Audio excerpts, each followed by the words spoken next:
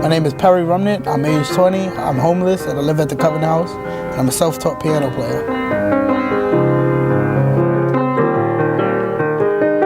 Perry is such a remarkable kid. He was left on his own in the streets and could have despaired, found his way to Covenant House, and he has this extraordinary self-taught gift of the piano. I had a little bad situation. I never really lived in a home with a family. I lived with my father and my grandmother. And there's always like arguments, so. And I don't know my moms, and I don't mess with half my family because I don't really know them like that. So I ended up here.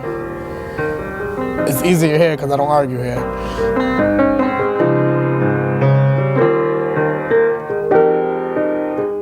He reminds me every day that lemonade is possible. No matter how many lemons life serves up, it's possible for us to bring sweetness into the world. When I wake up in the morning, I always say put a smile on and keep it moving. Like, that's the only way that you're gonna be able to live. Because if you're mad every day, then like you're just gonna be a horrible person in life. And I'm not here to be horrible. Love making people smile.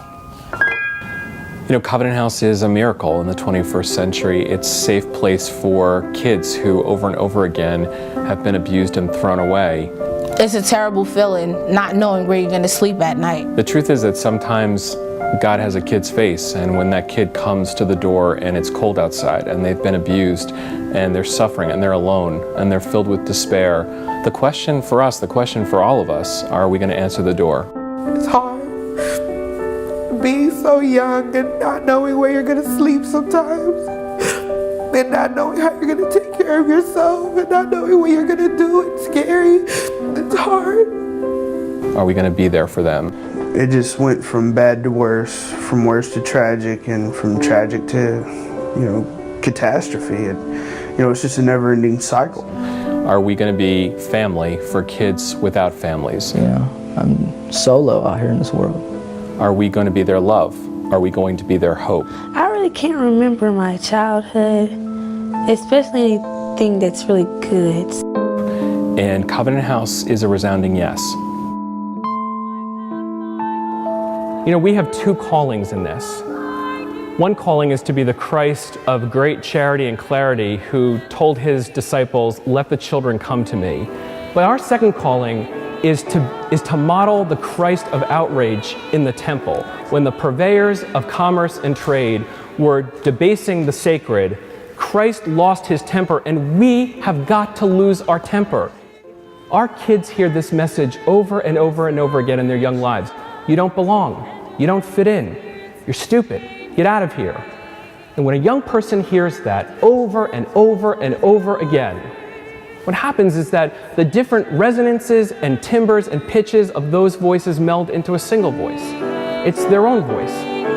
My mom, she was hardly there. She was always working. My dad, he was either in jail or somewhere with his friends.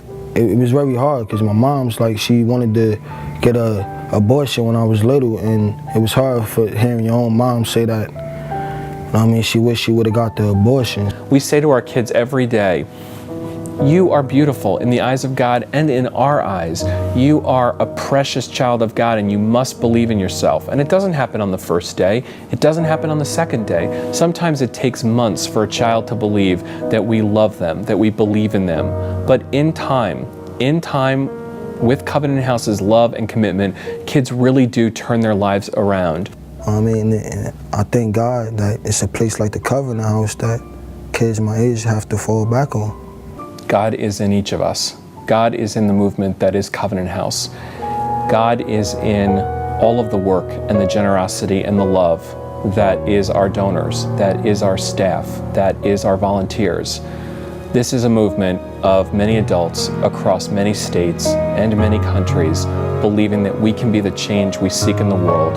For thousands of homeless kids, we can be their love. We can be the reason that these kids fall in love with themselves again, believe in themselves again, and get safe from the streets. I came to the Covenant House, and when I came here, like, people opened their arms to me like a new family. I got a job at Starbucks, and it was my first actual full-time job, and now I've been there 7 months, and I'm doing good. For the first time in my life, I feel like I'm somebody. Instead of feeling so alone and feeling like there's nowhere for us to go, gives me a little bit of hope that there's people that do care, people that do want to help me, and that I can't make it. I'm definitely looking forward to finishing school. So I want to finish school. I want to be able to get on my feet one day. Our mission is to save these kids. Our mission is to be love in the world for these kids. Our mission is to partner with donors and one by one save every kid. There's one part of the mission statement of Covenant House that I absolutely love, and I think most people who stay here for more than just a couple years love this part of the mission statement too. It's that we believe in the providence and fidelity of God to his people. We believe in providence. So that's how I can trust that when kids walk out the door that they're going to be okay. Faith is something that helps them to understand more and more that there is someone, somebody that cares for them, that is beyond even the people that are kind and generous here. I'm doing exactly what God wanted me to do. It's an agency that believes in providence. I love that. Faith Community has been involved with Covenant House since its very beginning. For 35 years, Faith Community volunteers have been living in community and serving at Covenant House sites. Faith being that capacity by which we're able to see more than what is right before our eyes.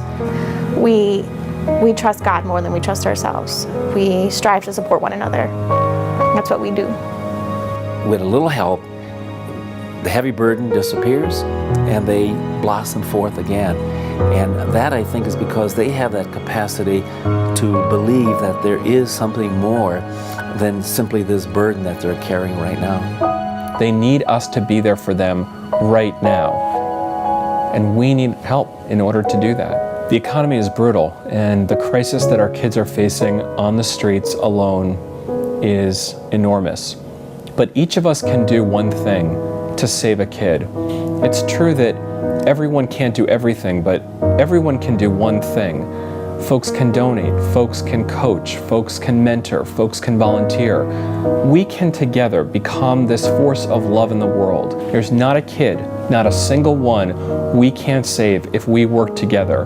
And each of us can do one thing to be part of the solution. I've made up my mind, no need to think it over. If I'm wrong, I am right. No need to look no further, this ain't lies. These